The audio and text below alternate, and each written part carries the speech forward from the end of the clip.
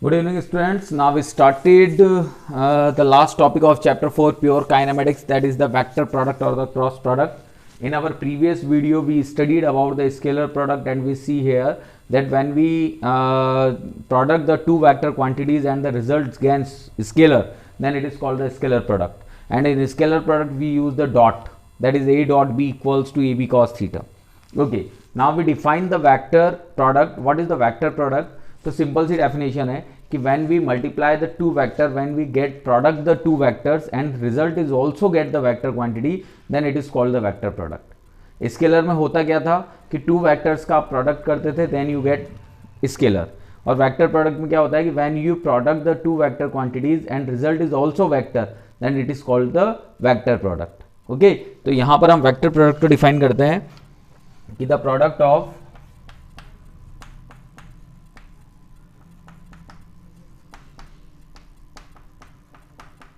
two vector quantities is also vector, then it is called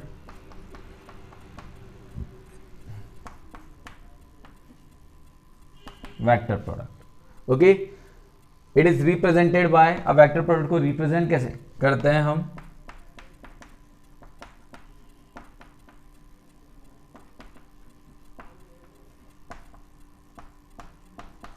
cross.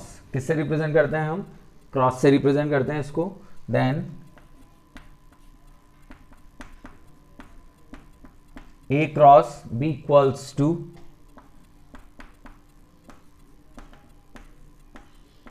A B sine theta N cap. अब यहां पर हम थोड़ा सा ध्यान दें, A cross B equals to A B sine theta N cap. तो A cross B, okay, तो ए और बी दोनों वेक्टर क्वांटिटीज हैं. जब इनका हम क्रॉस प्रोडक्ट करेंगे then we get the magnitude.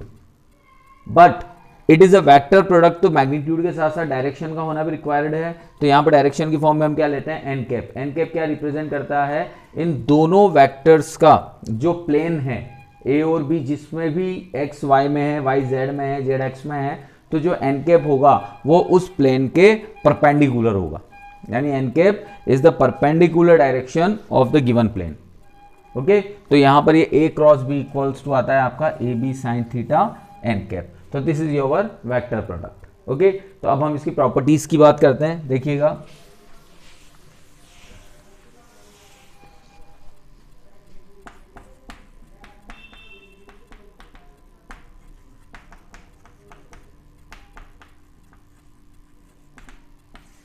properties of vector product. First one is the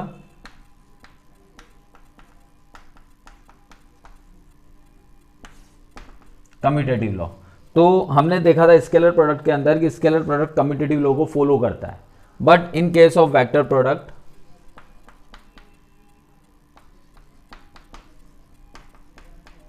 it not follows the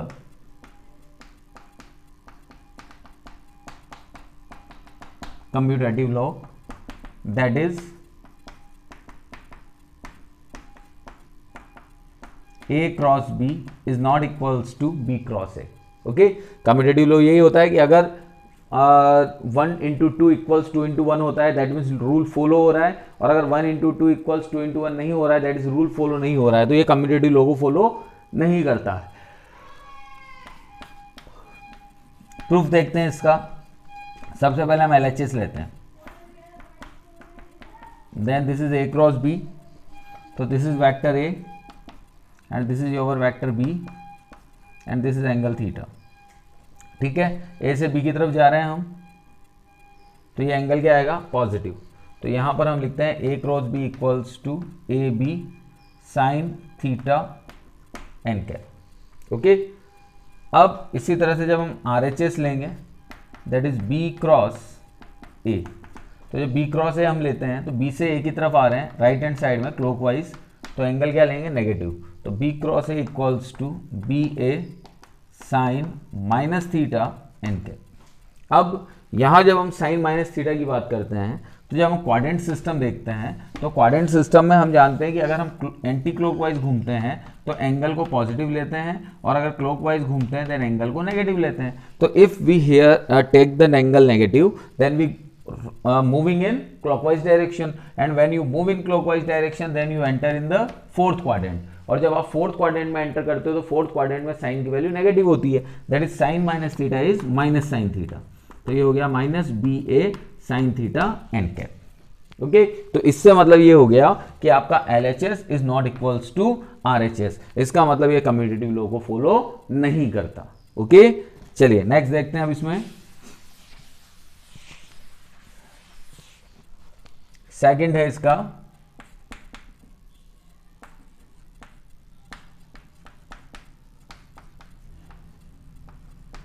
the vector product of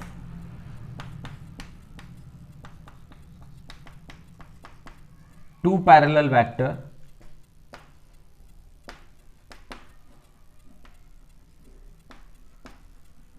is always zero. Okay, तो vector product of two parallel vectors. तो suppose two vectors A and B are parallel. हमने क्या कहा, two vectors हैं A और B दोनों parallel हैं. तो अगर दोनों पैरेलल होंगे तो इनके बीच का जो एंगल होगा वो थीटा इक्वल्स क्या आएगा, जीरो. तो now A cross B, cross product देखते हैं हम इसका. तो this is A B sine theta N cap. Theta की वैल्यू कितनी है, जीरो. साइन जीरो क्या होता है, जीरो. तो टोटल वैल्यू क्या हो गई आपकी, zero.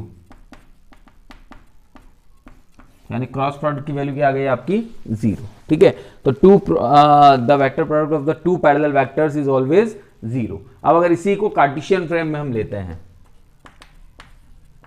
Sorry in unit vector,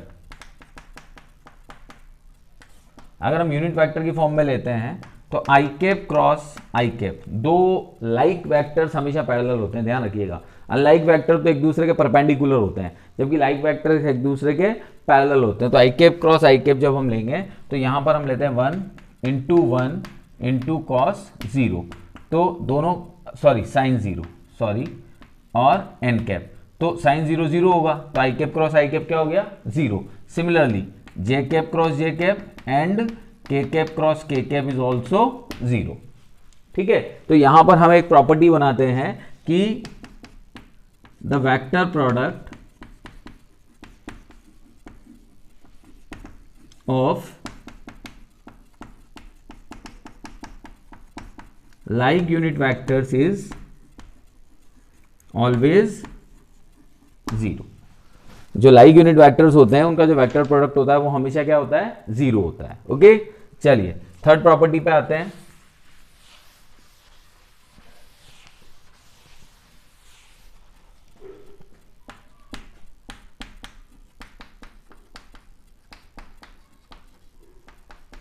the vector product of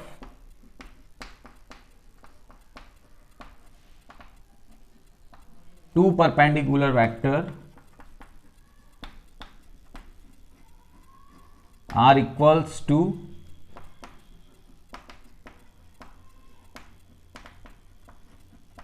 their magnitude and their direction. अब समझिएगा ध्यान से, their direction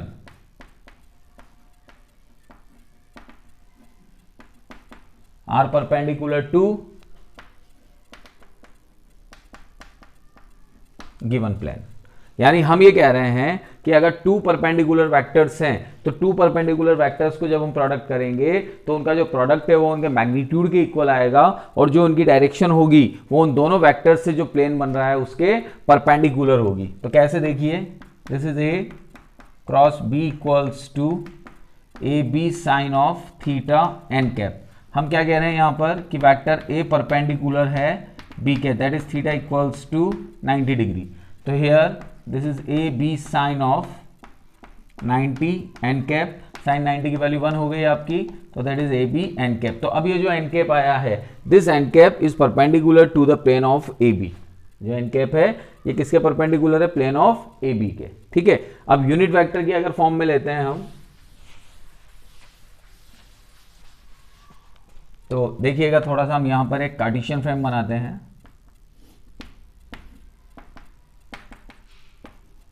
ये आपका आई कैप है, ये जे कैप है और ये के कैप है। Here we see that these unit vectors are perpendicular with each other. Okay, तो परपेंडिकुलर अगर है एक दूसरे के, तो यहां पर देखिएगा जब दो तरह से मूवमेंट कर सकते हैं, here this side and this side, we moving in clockwise direction and we moving in anticlockwise direction.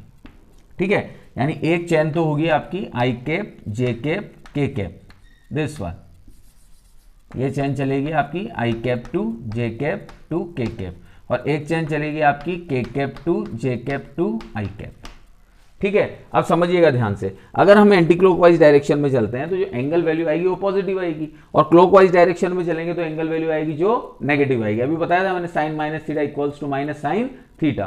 तो यहां पर हम वही चीज करते हैं कि अगर यूनिट वेक्टर की फॉर्म में अगर हम लेते हैं, suppose that I cap cross j cap, ध्यान दीजिएगा, आई कैप क्रॉस जे कैप कैसे चल रहे हैं? एंटी क्लॉक, दोनों एक दूसरे के परपेंडिकुलर हैं।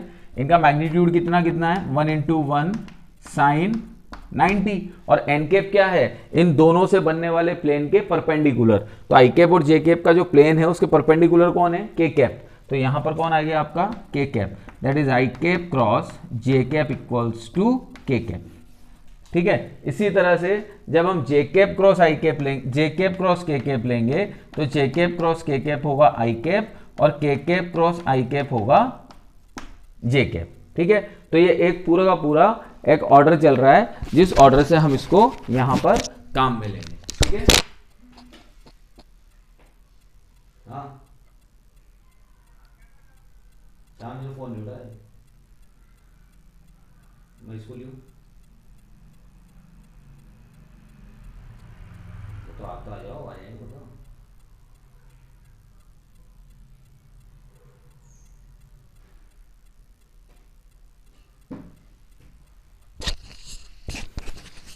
ओके, तो दिस वन प्रॉपर्टी, तो यहां पर हम क्या देख रहे हैं कि जो टू परपेंडिकुलर यूनिट वेक्टर्स हैं, जैसे आई कैप जे कैप है, तो इसका परपेंडिकुलर कौन हुआ? के कैप, फिर के cap J cap K cap है, इसका परपेंडिकुलर कौन हुआ? आई कैप, और फिर के कैप आई कैप है, इसका परपेंडिकुलर कौन हुआ? जे कैप। ओके, अब अगर इसका हम रिवर्स कर देते हैं, रिवर्स करने का मतलब उल्टा चलते हैं क्लॉकवाइज डायरेक्शन में, तो क्लॉकवाइज डायरेक्शन में एंगल की वैल्यू नेगेटिव होती है। तो यहां पर मैंने लिया जे कैप क्रॉस आई कैप, तो ये हो गया तुम्हारा माइनस के कैप, फिर मैंने लिया के कैप क्रॉस जे कैप, तो ये हो गया तुम्हारा माइनस आई कैप, फिर मैंने लिया आई कैप क्रॉस के कैप, तो ये हो गया माइनस जे कैप।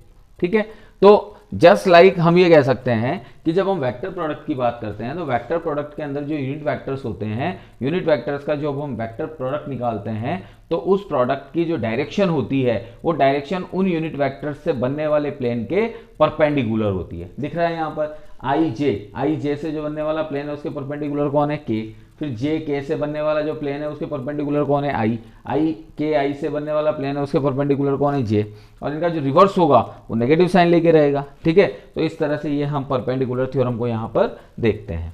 तो ये आपकी थर्ड प्रॉपर्टी हो गई। इसके बाद में फोर्थ प्रॉपर्टी लेते हैं हम यहाँ पर कि if we have two vectors, that is A equals to AXI cap, AYJ cap and AZK cap। इसी तरह से B equals to BXI cap, BYJ cap and BZK cap। Okay, इनका क्रॉस प्रोडक्ट हमें करना है, तो when we product them,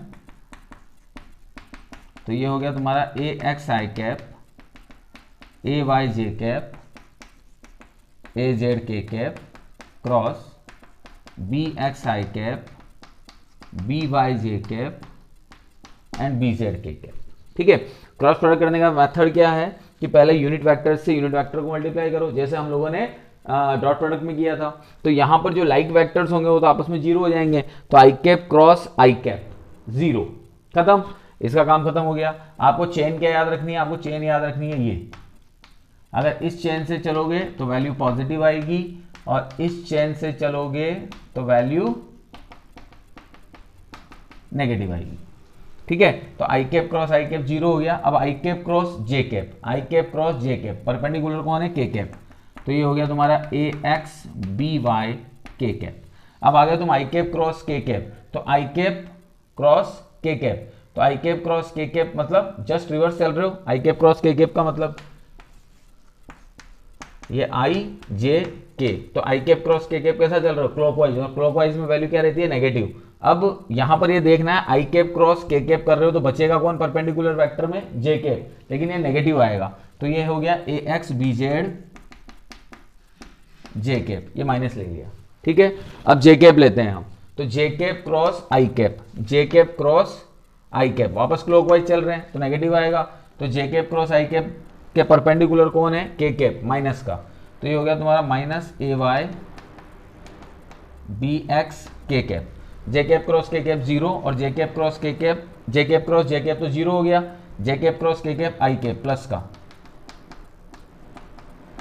ठीक है, अब के cap cross i cap J cap,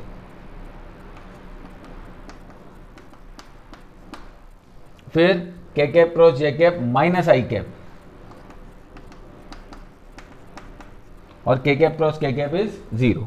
okay, when we solve it here, then i cap वाली टर्म को एक साथ लेते हैं, तो आई कैप वाली टर्म को मैंने एक साथ लिया, that is A Y B Z minus A Z B y i cap, फिर जे कैप वाली टर्म को एक साथ लिया हमने, then A x B Z minus A Z B x, फिर के कैप वाली टर्म को एक साथ लिया हमने, तो A x B Y minus A Y B x. ठीक है, तो this is the your A cross B. तो इसमें कुछ भी नहीं करना है, वही सेम प्रोडक्ट मेथड है कि आप एक यूनिट वेक्टर को दूसरे यूनिट वेक्टर से मल्टीप्लाई कीजिए। अगर आप क्लॉकवाइज चल रहे हैं तो आपकी जो वैल्यू आएगी, यानी जो थर्ड यूनिट वेक्टर आएगा वो नेगेटिव आएगा, और अगर आप एंटी क्लॉकवाइज चल रहे हैं तो जो थर्ड यूनिट वेक्टर आएगा वो पॉजिटिव आएगा, क्योंकि एन कैप जो होता है वो 2 यूनिट वेक्टर्स के प्रोडक्ट के परपेंडिकुलर होता है। ओके, ठीक है। अब इसी का एक और मेथड होता है डिटर्मिनेंट मेथड, वो थोड़ा इससे सिंपल है, तो उसको हम देखते हैं। देखो,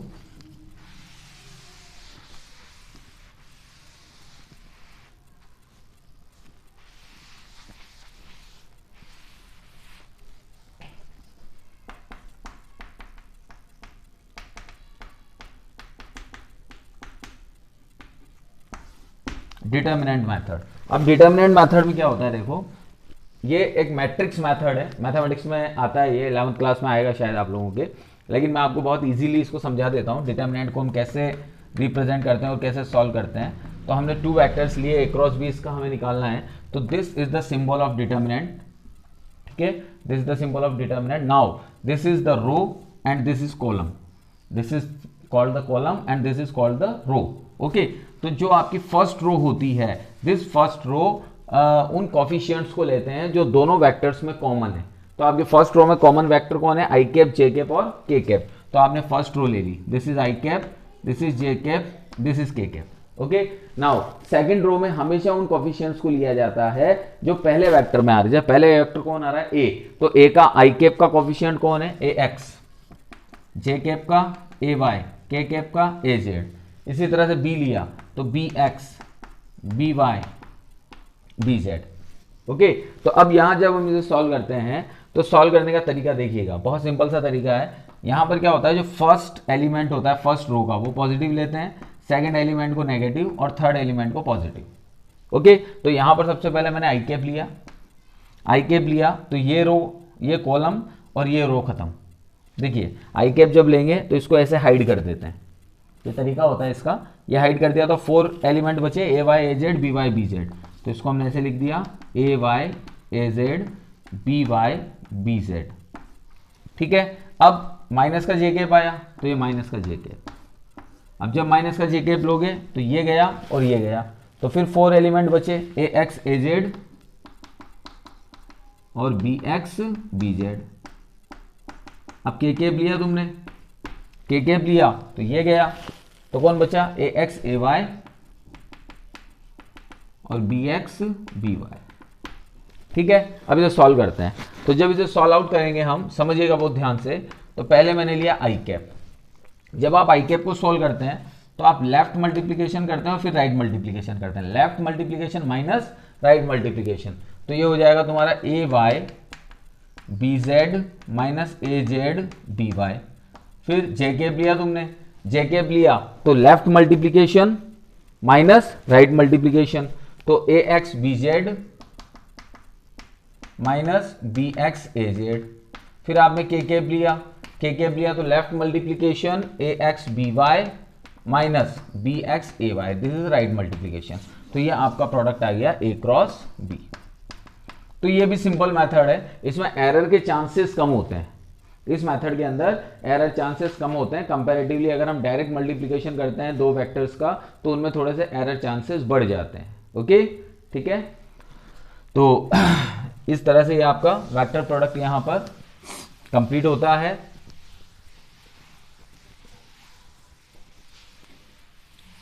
अब नेक्स्ट वीडियो में हम लोग चैप्टर 5 स्टार्ट करेंगे, वर्क एनर्जी एंड पावर। इसके कुछ क्वेश्चन है, 2-3 न्यूमेरिकल्स हैं, सिंपल से क्वेश्चन है, आप सेल्फ करके देखिएगा। अब हम नेक्स्ट वीडियो में नेक्स्ट चैप्टर स्टार्ट करेंगे। ओके बेटा, थैंक यू।